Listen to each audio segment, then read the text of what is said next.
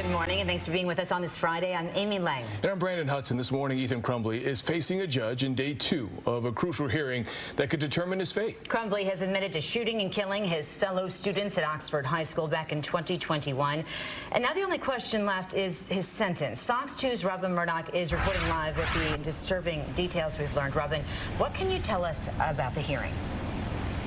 Well, Amy and Brandon, more chilling testimony, for lack of a better word, inside of the Oakland County Circuit Court here in Pontiac behind me in day 2 of a hearing to decide what will happen with the confessed shooter in this case, Ethan Crumbley, whether he should face life in prison with or without parole. Now, the prosecution obviously pushing for him to stay behind bars for good, saying that this was all planned, that this was premeditated, while the defense is pushing for a certain number of years, saying that the teen can be rehabilitated. As you know, hearings like this, and this is described as a Miller hearing, they are mandatory in murder cases where a teen is charged as an adult and faces a life sentence. Back in October, Crumbley pled guilty to 24 counts connected to the shooting that left 4 classmates dead and injured 7 others, including a teacher. Yesterday, we heard from that teacher. We heard from officers who responded to Oxford High on November 30th of 2021. And we heard from Ethan Crumbley himself in a recording talking about his plan to shoot up the school. And today, more of the same chilling testimony. A student who was a sophomore at the time of the shooting recalled being in the hall as those shots were being fired and then asking fellow classmates if anybody was hit, and only one answered back. Take a listen.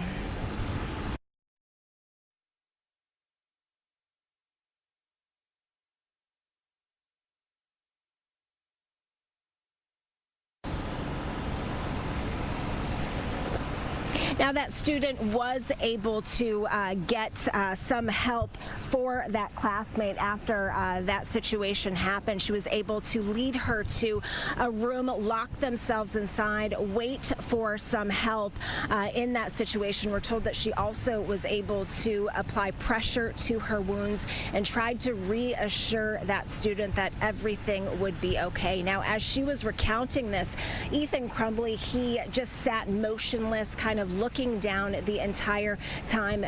No no sign of emotion from his face at all. Now, when we just left the courtroom, there was another student who was actually in the bathroom with Justin Schilling, who we now know was killed in that shooting.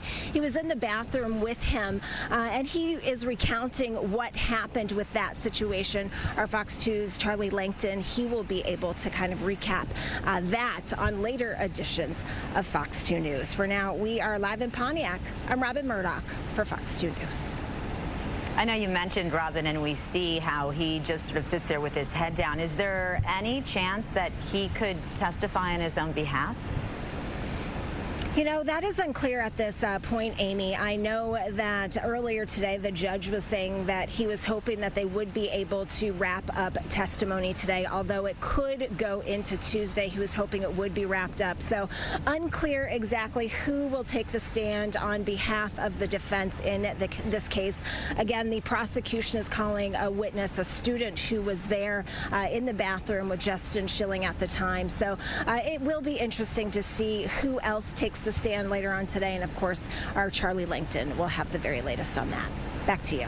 A very, very difficult day for everyone involved. We will find out a lot more, I'm sure, later on in the day. Thanks so much, Robin Murdoch. As always, we appreciate you.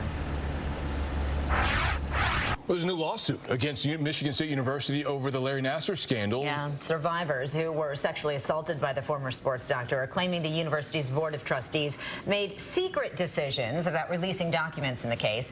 They say the school refused to hand over more than 6,000 documents to the state attorney general for an investigation into just how Nasser was allowed to get away with this behavior. And the board claims that the documents are protected by attorney-client privilege. The woman and their family say they don't want money. They just want accountability. These documents have been sitting there waiting to be read by the public and by survivors, and they keep deceiving us and not allowing us to see them after promising we could. And I'm just sick and tired of it. It's really, really hard to heal when you know there's still answers to a lot of your questions out there. So you can see this is still a very traumatic situation for a lot of these survivors. The lawsuit wants the school to turn over emails and other communications about decisions trustees may have made out of the public eye, and to have a court declare that Michigan State violated the Freedom of Information Act. All right, sheriff's deputies arresting a woman for smuggling illegal contraband to inmates at the Genesee County Jail. And the suspect is a teacher.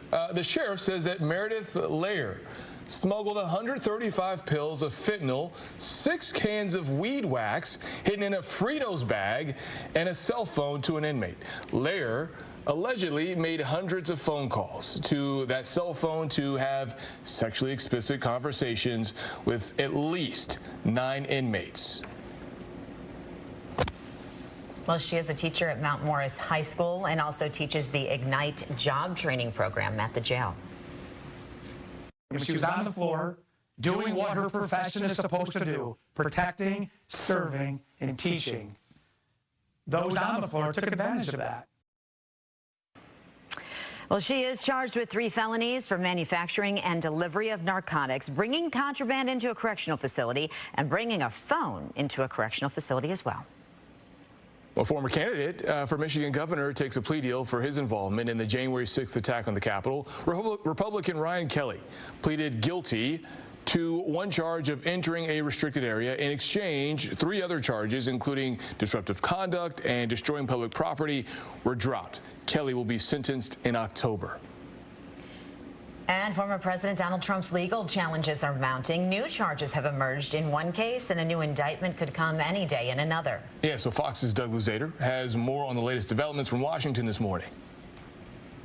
Donald Trump says this is election interference, but he's dealing with additional charges now in his classified documents case and facing the possibility of another indictment.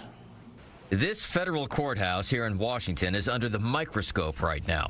A grand jury here may be on the verge of indicting President Trump for his actions following the 2020 election.